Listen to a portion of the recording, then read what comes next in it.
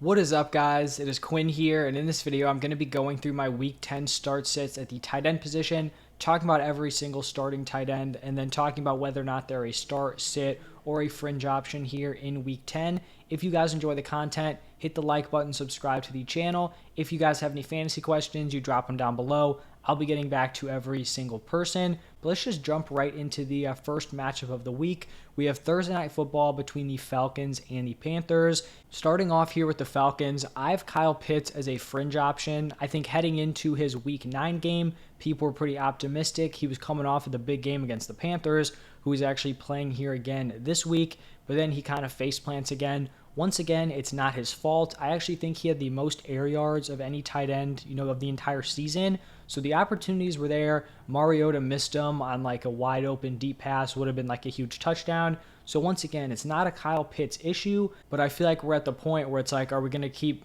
trying to trust this guy when it's not his fault, but he's just not getting super involved. The production isn't there. Honestly, I feel like if he wasn't playing the Panthers, I probably would have listed him as a sit, but maybe there's something there in the fact that he did have a big game against the Panthers. So he's a fringe option, but definitely not someone that I'm super optimistic about this week. Long term, very optimistic about Kyle Pitts, beyond the season.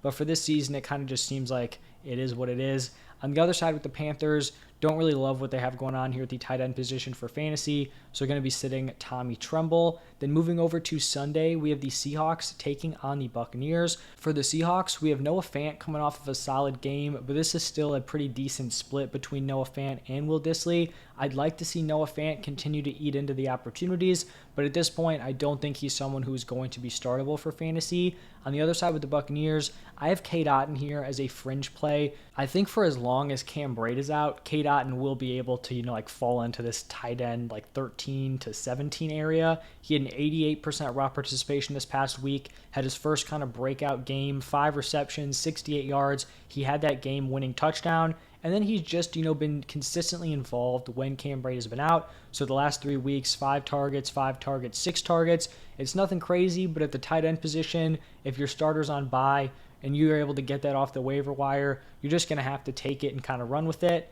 In this next matchup, we have the Vikings taking on the Bills.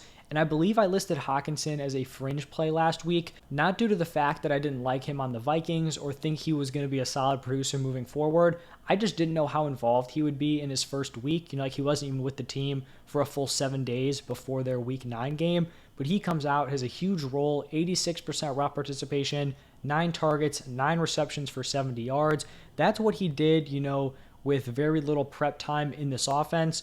I'd probably expect that raw participation to go up over 90. This is definitely a huge upgrade for him rest of season. Just an overall better offense. It seems like they're going to be getting him very involved. If that's the usage, like I said, after not even a week in the building, I feel like we have to be very high on Hockenson moving forward. So I think at this point, he's probably a mid to high end tight end one rest of season and someone who definitely needs to be in your lineup.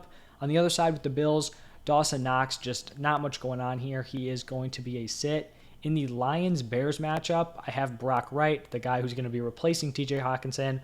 I have him here as a sit. For the Bears, I kind of considered Cole Kmet as a fringe option coming off of his clear best game of the season, but I do think we're going to need to see, some consistency out of Cole Kmet and probably a game where he can give you, startable production without catching a touchdown pass.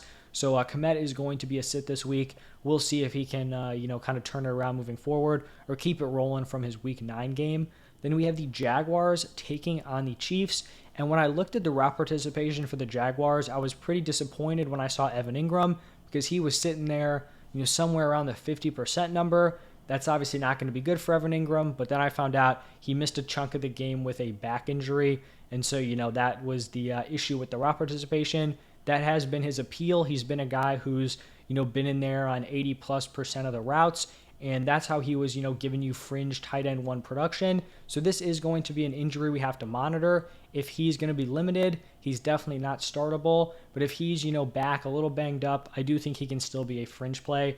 For the Chiefs, we're obviously firing up Travis Kelce as the tight end one this week.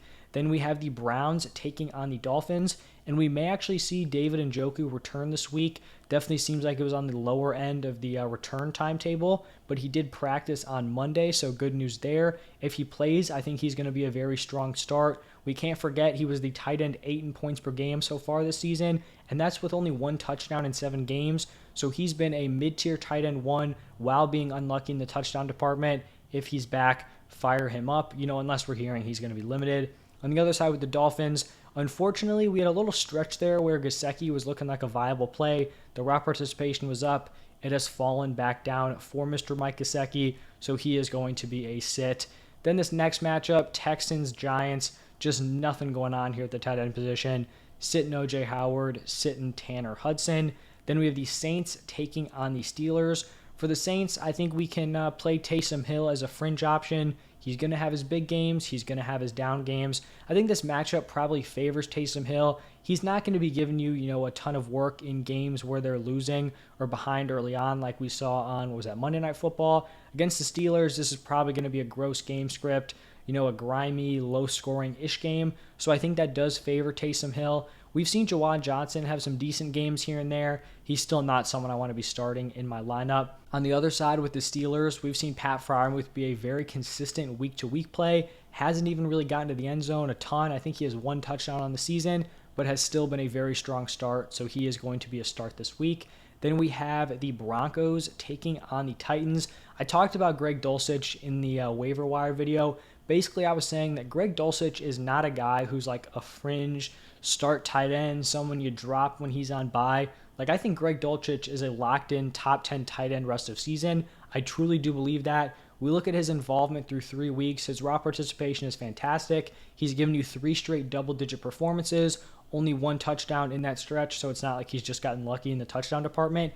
I do think he is going to be a reliable option moving forward. And just in general, it's rare to see a rookie tight end produce, even close to this level in his first season.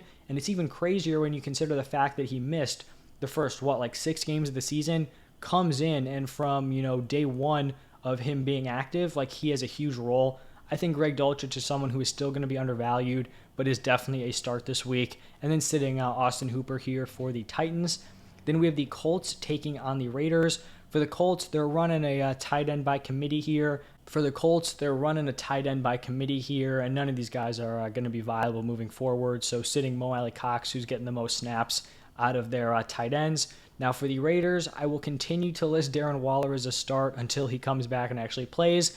Obviously, you're going to be sitting him if he's inactive, but if he is healthy and on the field, he is someone that I do still feel comfortable starting, even though he has been a very frustrating player to own for fantasy. In the next matchup, we have the Cowboys taking on the Packers. And for the Cowboys and Dalton Schultz, the man just produces when Dak is on the field. He went through that rough stretch where he's injured, in and out of games. But when Dak has played, Dalton Schultz has given you some decent production. So I do think he's a top 10 tight end moving forward and a top 10 tight end rest of season. On the other side with the Packers, Robert Tonyan had a stretch of 1 or 2 games where he gave you really strong usage. That has fallen off. He's, hovering in that around 50% raw participation. That's definitely not going to cut it, especially when this offense is struggling like they are. In a divisional game between the Cardinals and the Rams, I have Zach Ertz as a very strong mid-tier tight end 1 play, and then Tyler Higbee here, very unfortunate as a sit. He has just completely fallen off since suffering his ankle injury.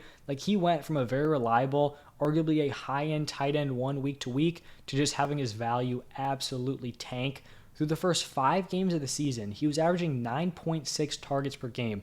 That's crazy good usage at the tight end position. The one thing holding him back was the touchdowns, but you would assume that if he continues to get that volume, they would eventually come. So that was through 5 games, 9.6 targets per game. The last 3, he's only averaged 3 targets per game, and in those 9 targets over the last 3 weeks, he has caught just 3 of them. So he went from someone you were locking into your lineup to someone who's, basically useless week to week. So he is definitely going to be a sit. Then on Monday night, we have the Chargers taking on the 49ers. For the Chargers, I think Gerald Everett is a very high-end fringe play. I think you could definitely argue him as a start if both Keenan Allen and Mike Williams miss. He's had really solid volume over the past 3 weeks, 7 targets, 9 targets, 8 targets. You love to see that at the tight end position. This is a tough matchup here against the 49ers defense, but like I did say, if we have Keenan and Mike Williams out again, I do think he's kind of flirting top 12, top 10 potential, for here in week 10. And then on the other side with the 49ers, we're continuing to fire up George Kittle as a very strong, high-end tight end one week to week. And then the final game of the week, Monday Night Football, the Commanders taking on the Eagles. For the Commanders, we're sitting Logan Thomas. And then for the Eagles, we have Dallas Goedert coming off of a monster game. I believe that was on Thursday Night Football. So you're going to continue to fire up Dallas Goedert as a very strong week-to-week play. And that is going to do it for all the Week 10 matchups. If you guys want to see the other positions, the quarterbacks, running backs, and wide receivers, all those videos are up on my channel right now. If you guys did enjoy, hit that like button. It would help me out a ton. And then check back in tomorrow where I'll be going through my running back and wide receiver rankings here in Week 10. As always, thank you for stopping by, and I'll see you in the next one.